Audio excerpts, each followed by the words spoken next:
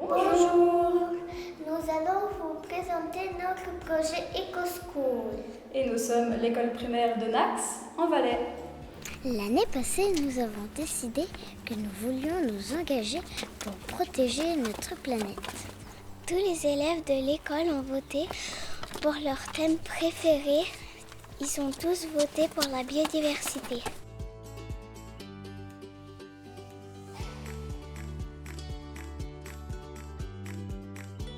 Ensuite, nous avons élu 2 personnes dans chaque classe responsables de participer à l'éco-comité. Ils font des réunions 3 fois par année pour l'avancée du projet. Les personnes qui participent à l'éco-comité sont les élèves, les enseignants, la directrice et parfois même des personnes spécialisées. La première étape du projet était de faire une observation de la santé, de la biodiversité autour de notre école.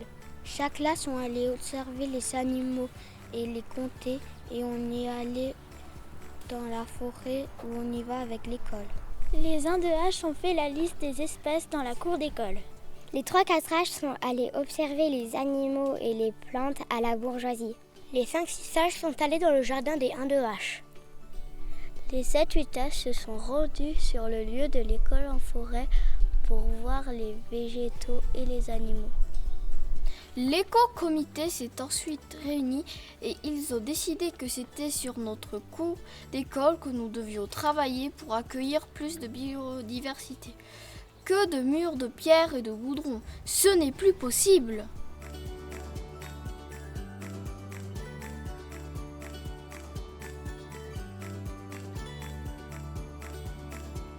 Puis chaque classe a cherché des idées pour améliorer la biodiversité dans notre cours.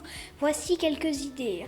Nous avons eu l'idée de faire pousser des plantes grimpantes le long des murs.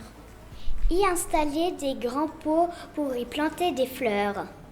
Fabriquer des nichoirs et des hôtels à insectes. Et lancer des bombes à graines.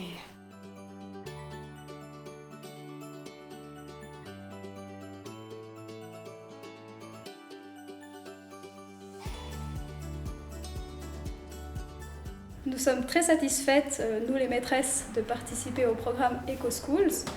Tout d'abord parce qu'il s'insère parfaitement dans les objectifs du PER.